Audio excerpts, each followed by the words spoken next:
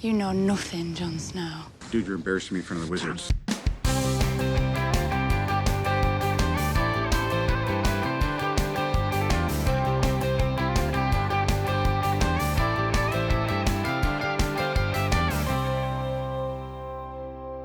Hi everyone, I'm Luke Hector and this is The Broken Meeple, a show where I rave and rant about board games, but usually more the latter. So on this occasion we're going back to publishers, and this is Czech Game Edition. This is basically a publisher where, even if they don't produce a game that I go mad for, I'm always interested to see what they've got. So, I mentioned this kind of briefly with Uri Rosenberg. He's kind of a designer that if he's making a game, I'm interested to know what it is. Well, CGE, as I'll now start referring to them as, whenever they publish a game, I'm usually pretty interested to know what it is. It's usually, and they do a good variety of games. I mean, they have done civilization games, they've done word games, party games, worker placement games, deck builders, speed games, you name it, they've done it. They certainly do like to dip their toes in a lot of different baskets, and I certainly give props to any publisher that is willing to go outside of its comfort zone, or at least try and give you a wider variety of games. But certainly I have definitely got 3 games that I'm not as big a fan of, and I would only say I hate one of these 3 that I'll talk about. The other 2 I just found meh, not that interesting, or I had some problems with them. But yeah, one I do particularly hate.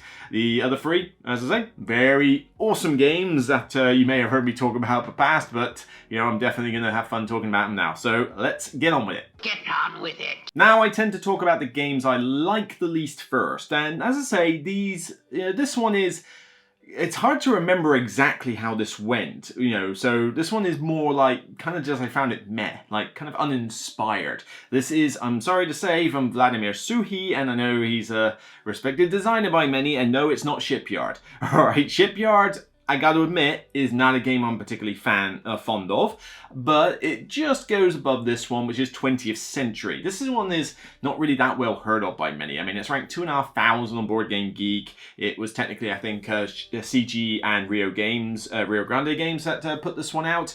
Its component quality is not exactly stellar, to say the least, although it is an older game.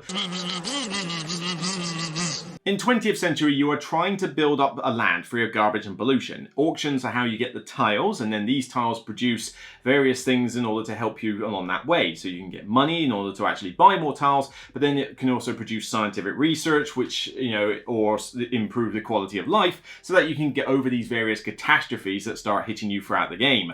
It's kind of like a mini indie Year of the Dragon in a sense.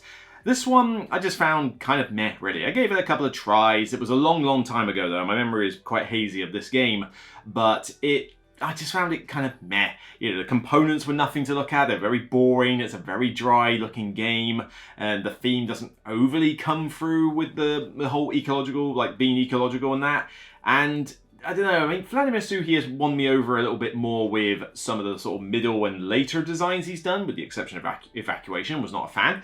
But the older stuff he's done, nah, I didn't go too much for. I mean, like I say, Shipyard was another game that I wasn't a fan of, but that one I just found a bit more meh, whereas this one I have memories of like, oh yeah, I remember this one just boring me a lot, and I mean, there's another game similar to this, really, Isle of Skye.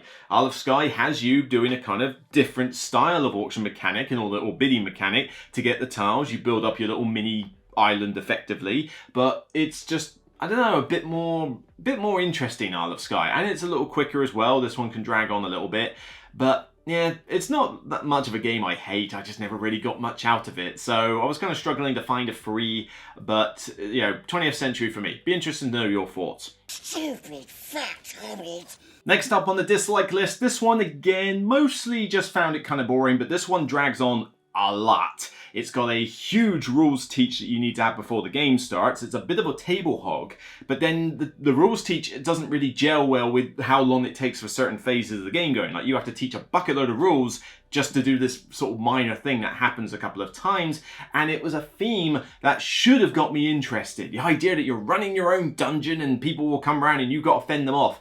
But yeah, Dungeon Lords really didn't work for me. I mean, the components are not bad and it certainly can be a bit of a looker, but this one just felt very clunky. I mean, you got a lot to learn ahead of time, and then you spend a fair whack of the game, like preparing all this bits and bobs, and then the actual resolution of having like adventurers come in and, you know, beat up on your stuff is done relatively quickly for the amount of rules you need to know, like the other little fiddly bits.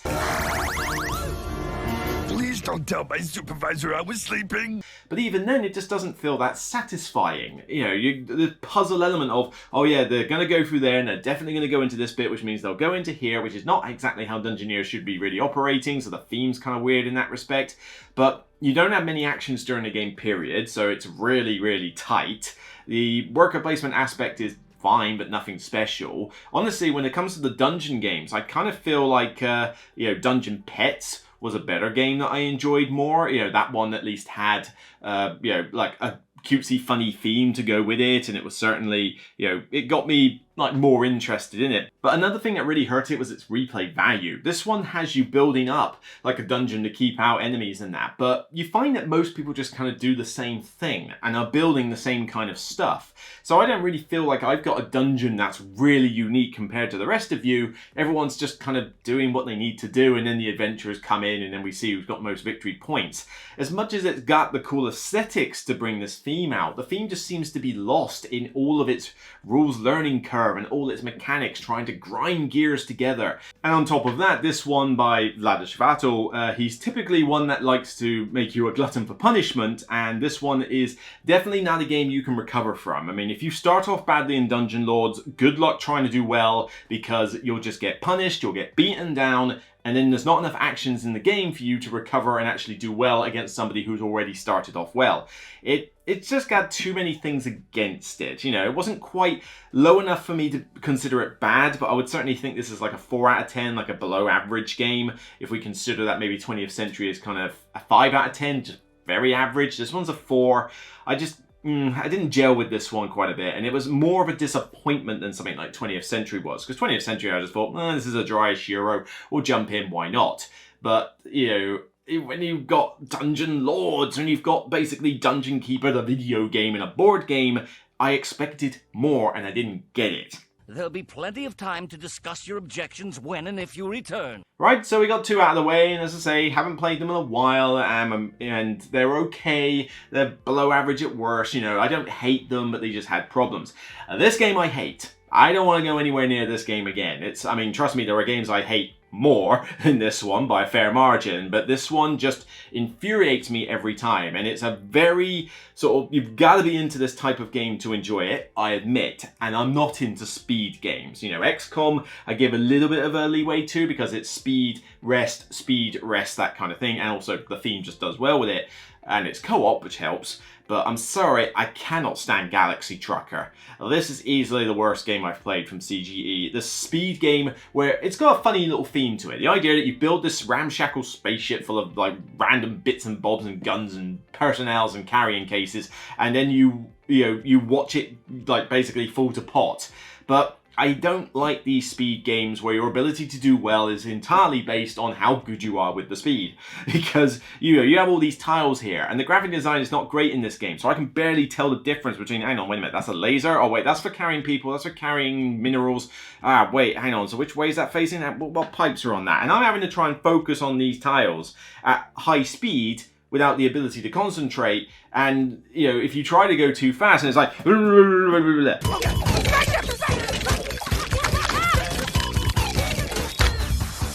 And my ship literally falls apart within 5 seconds, because you go through these various different phases of like asteroid field and alien attack and stuff like that, and then you just watch things fall apart. And I get that some people are just playing it not seriously, they don't care, it's fine, but this is quite a table hog. There's quite about amount of thinkiness you've got to do with building your ship. It's not a short game. I mean, this game does take a fair while to finish, and yet I just really, really don't enjoy the speed aspect of it. I'd probably enjoy it more if I had some, actual controllable mechanic to select tiles. Maybe like a currency. That means I can only buy so many, so I can't have the best of everything. But having to basically go and then build your ship, and then you find out, oh, sorry, I didn't quite realize that was a green one. That was meant to go with a pink. I needed it to be pink. They must have hyperjets on that thing. And what do we got on this thing? A Cuisinart?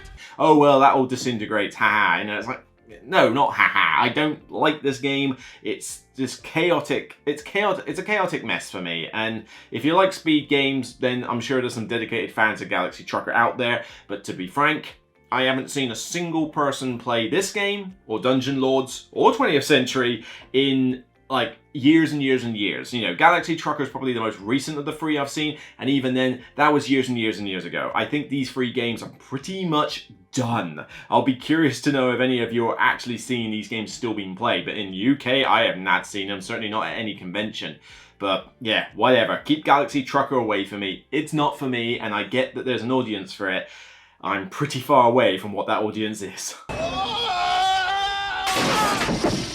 Okay, we've got rid of the worst three, and to be honest, there are still quite a few games I could talk about that are now on that sort of 5 out of 10, 6 out of 10 mark, but they're kind of meh, or they've been good games that have fallen by the wayside. Like, for example, I mean, if I grab my chart here, I can see that I've gotten bored with code names now. I wasn't the biggest fan of Czech Games. I said that Shipyard wasn't a big deal for me, but then for the most part, you know, CGE do a lot of 7 out of 10s, you know, 7, 7, 7, 7, 7, 7, 7. So they tend to do good games that I can't necessarily shout them from the mountaintops, but they do a continuous supply of games that I go, this is good. I have fun with this. I will happily play this. And certainly, like, later this year, I've been talking, well, we'll get on to looking forward to later, but there's 3 games that I definitely want to shout home about. So, right, number 3 in the best games that CGE have done. This one is a dedicated solo game, and, well, if that doesn't give it away, I don't know what will. Under Falling Skies. This is, as I said, a total solo game from CGE, which is basically the equivalent of crossing Space Invaders with Independence Day and turning it into a solo game. But this one, I haven't even played through the campaign of it, really, because I'm not that big into campaigns. Maybe I should grab this out and do that at some point, though. But I just like playing this as a standalone game every now and again, or even you could play it as a 2-player and work as a team. But this is just such a fun, you know, cool game just to play as a standalone, where you build this big chart of like the space where these different ships are flying down, and you've got to gain a certain amount of research in order to be able to beat off the aliens. But the cool thing with this is that you have different setups for your base, and you have to roll dice and place them on these various locations, which you have to unlock as the game goes on. You've got to excavate them, basically, and you use these to generate power, take pot shots at the enemy, generate research, etc. But what this ends up being is a very thematic feeling, you know, dice puzzle game, where you've got the dice. I know what I can do with these dice. If I do it there, right, well, I need the energy, but then I need to be able to get the energy to unlock that gun. Right, well, let's get that gun. That ship is coming down. It's going to land on a really bad space if it moves any further. So that one needs to be shot. Right, we're shooting that one. Right, this column, I'm going to put this die over here to generate some power. I want to take a pot shot at this one. Increase speed, drop down, and reverse direction. This is the sort of thought process you have with all these different variable setups. And you can get some weird bases here, some that require you to, you know, utilize a lot of dice at a time, but they generate you a ton of energy at once, you know, ones that are just like, you know, 1 bit here, 1 bit there. The different starting locations like Washington, New York, they have special abilities. There's just a good amount of variation in this game, and as I say, I haven't even played the campaign all the way through. This is just a game that I played standalone and enjoyed it enough with that, because I was like, oh, I don't need to play through 5 games in a row. But at some point I'll fix that, because this is still in my collection. It's still a good fun one to bring out every now and again. You know, I think I gave it a 9 out of 10. I think it is a really solid game. And like I say, it's a solo game that doesn't require a ton of rules teaching. So even though I may not have played it for a little while, it won't take me long to get back into it. And it only takes about, well, 20 minutes is a bit optimistic, but, you know, 45 minutes, 40 minutes to play a cool dice solo game. I really enjoy this one, so yeah, this one I think will hit the table again at some point soon, but I look forward to it.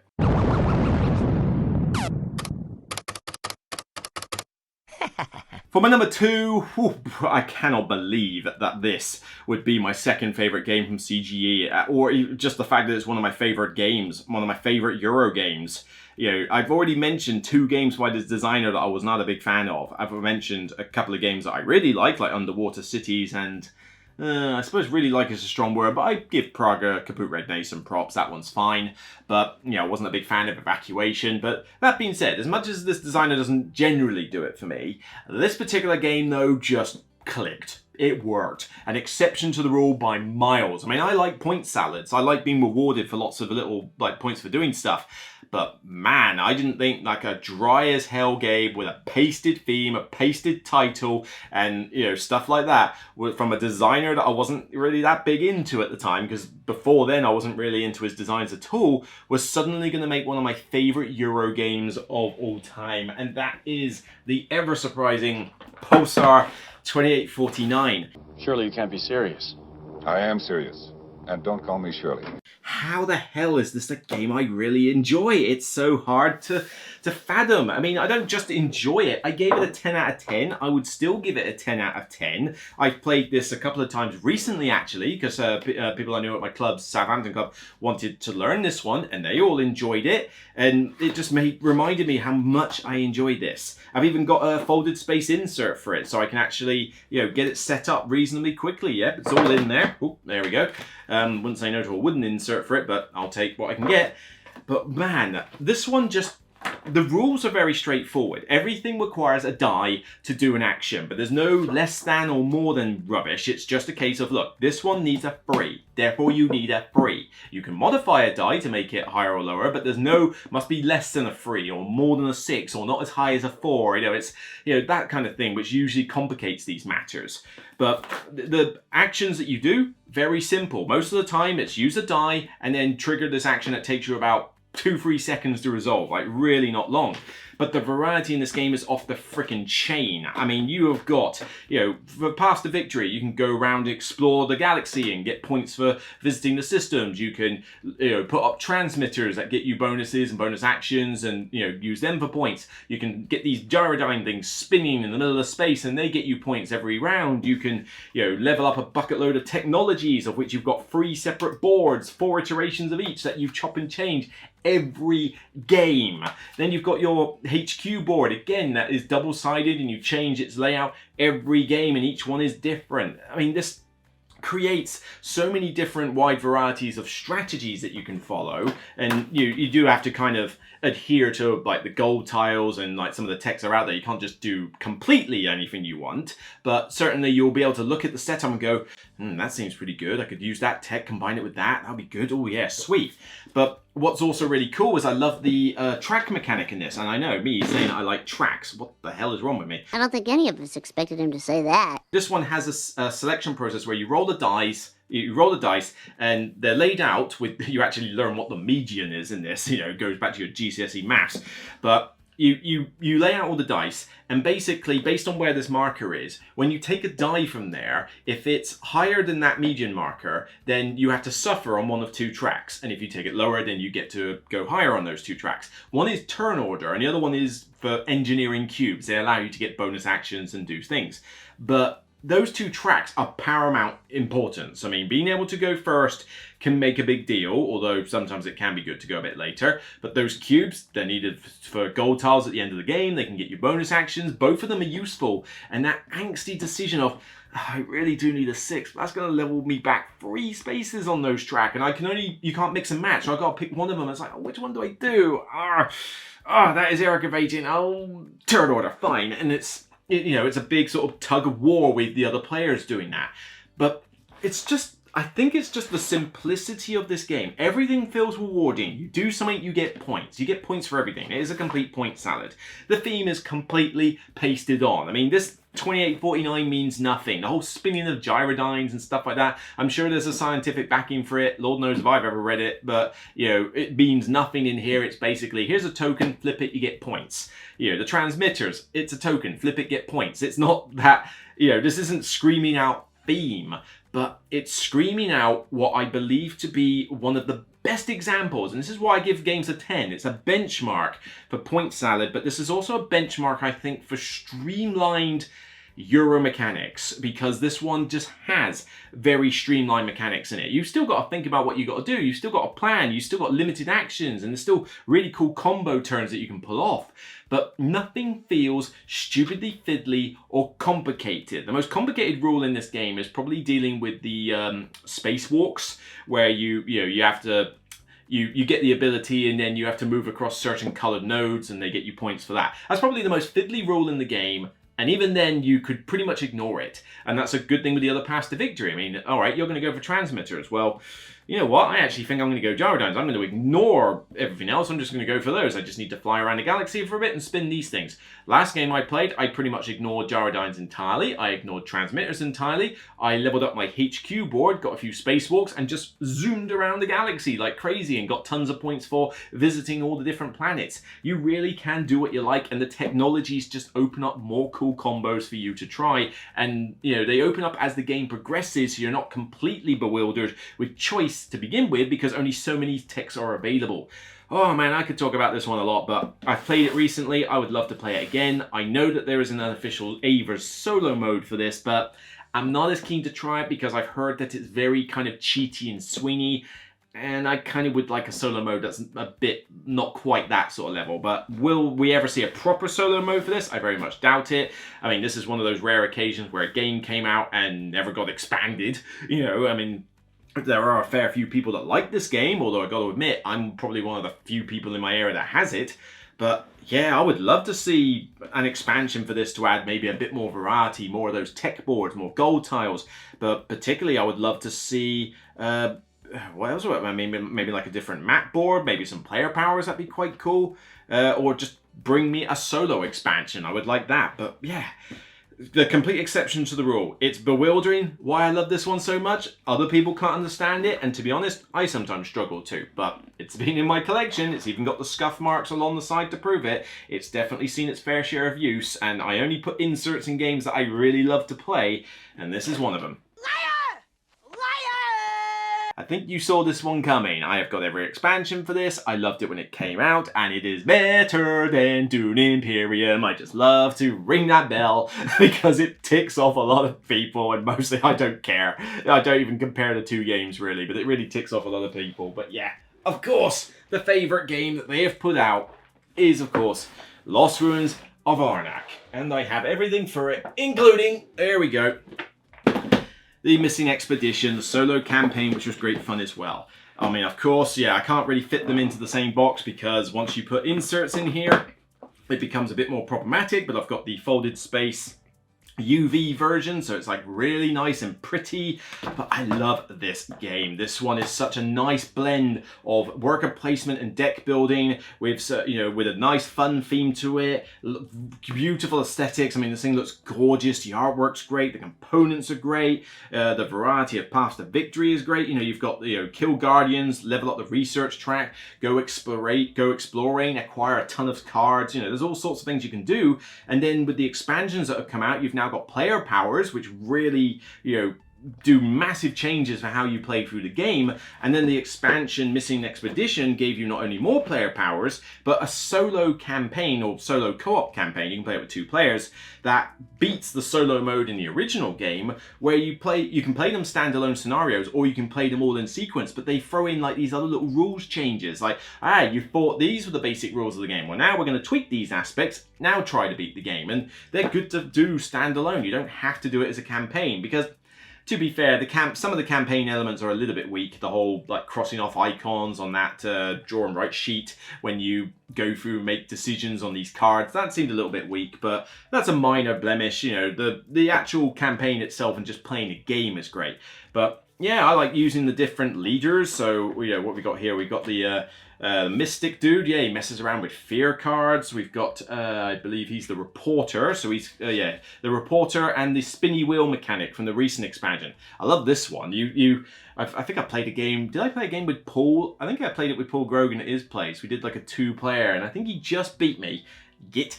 But, you know, you've got this, like, monkey pet that you can get, and you've got to put these bonuses in here, and you spin it around so you can, you know, there's a lot of cool mechanics that are done with this. But this is also another one, a bit like Pulsar, where the mechanics feel streamlined. This is a very easy game to teach, and it's a very easy game to return to. A lot of it's intuitive, but you know, the reference guides are good, the actions themselves are pretty straightforward, and it's mainly just a case of being efficient with your actions, with resource management and everything. And it's not that long a game. Pulsar 2849 is done in 2 hours max. You know, it can potentially be done in 90 minutes with 3 players if you know what you're doing, but this one, again, should not take you more than 2 hours. Maybe 2 hours plus a teach. But if it takes any longer than that, then somebody's APing, and yeah, it can happen, but for the most part, it doesn't. But ooh, I love this game. This one is never a bad one for me to play. I know that's on, I think it's on Board Game Arena as well. I feel like this is one of those occasions where even though it's on Board Game Arena, I would kind of like to play it in person because I want to get all the stuff out and all the pieces and the artwork and stuff and all the player powers. I'm not sure if it's got expansions on Board Game Arena. I'm curious. I have to look that up. But yeah, it's just a solid fun game. It is easily my favorite they have done. It's been out for a little while, so nothing's surpassed it since, but you know, 2849 follows closely behind it, but 2849 and this are very different styles of games. People like to compare this to Dune Imperium, as I mentioned, with this little joke at the start, but I mean, apart from the fact that they both have some degree of worker placement and deck building, they do function like very different games. And yes, I'm not the biggest fan of Dune Imperium, or Doom for that matter, but this one easily trumps it for me. But I don't care about the argument as to which one is better than the other. They are different enough for me to not really compare the two. But oh man, love this game. The designers are very nice and friendly. I've met them at various conventions, and you know, they're very humble, they're very, you know, nice to talk to, and yeah, you know, I love this game. I can't wait to get this one out again. I feel like I've got an all-dayer coming up this weekend. I'm thinking maybe taking this along. Maybe. I have missed this game. It hasn't been played in a little while, you know, just for time and that. But yeah, I think that needs to change. That belongs in a museum! So there you go, that's my best and worst of Czech Game Edition. And as I say, you know, a lot of their games are kind of in that 7 out of 10 category, so they're good, but not necessarily like fantastic or great. There's a few meh ones along the way, but there's really not that many of them I hate. Galaxy Trucker is probably the only one that I actually hate.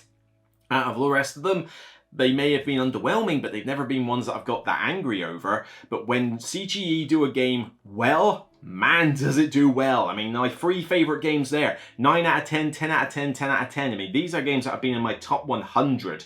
You know, I'm not sure if Under Folding Skies still is. Maybe that's dropped out, but Pulsar and Lost Ruins of Arnak, they've been high up in the top 100, and they're there to stay at this rate. You know, they really are. But I look forward to, you know, and well, some honourable mentions. You know, I already mentioned Dungeon Pets. Dungeon Pets is really solid. A little bit on the heavy on the rules teach, and it's certainly not a long, it's certainly a long game and not an easy one to learn. But Dungeon Pets has got such a funny theme with the whole trying to take care of little monsters, and they've got their own little quirks, and you've got to keep them fed. You know, they crap everywhere and stuff. It's like, it's really cool. I don't think I've got the expansion for it though, Dark Alley, and I've seen it around. Should I get it? Let me know in the comments. If you've got Dungeon Pets, should I get, I don't know if it's Dark Alley or Back Alley or whatever. Oh my. By all means, let me know if that expansion is a must-buy for this game, okay? Because I haven't played it in a while. I kind of need to relearn it at some point, but I'd like to know if that expansion is something I should put on my buy list. What else? Fruity Ages. Fruity Ages, I didn't like as much at first, but I have really warmed up to that game, and a lot of that is because of the app. The app is fantastic. I won't play this game in person, even though I've been tempted to buy the game every now and again, and it's 4th edition, but for the length of time it takes to play Fruity Ages with players, playing it on the app has been one of my favourite things to do whenever I've travelled anywhere on a plane. I get on a plane, I go to Iceland or Ireland or anywhere else in Europe that I've gone, I need to kill 2 to 3 hours, I play a couple of games of Fruity Ages. I mean, you know, a short flight to Ireland or something like that, you know, an hour and a half or whatever, I can get through 1 game of Fruity Ages with a 3 or 4 AI, you know, 2 or 3 AI players, and by the time I finished it, it's like, fair enough, finished. We're now about to land. Whoa, okay, like the time just absolutely flies. It's one of the best designed apps out there for learning the game, for playing the game, and for enjoying it. You know, yes, I won't necessarily play it in board game form, but, and that's kind of Czech Game Edition's fault for making an app that good.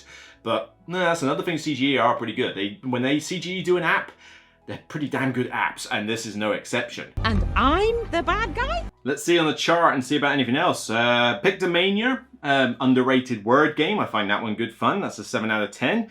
Codenames, I've kind of burnt out a bit on Codenames. Codenames is...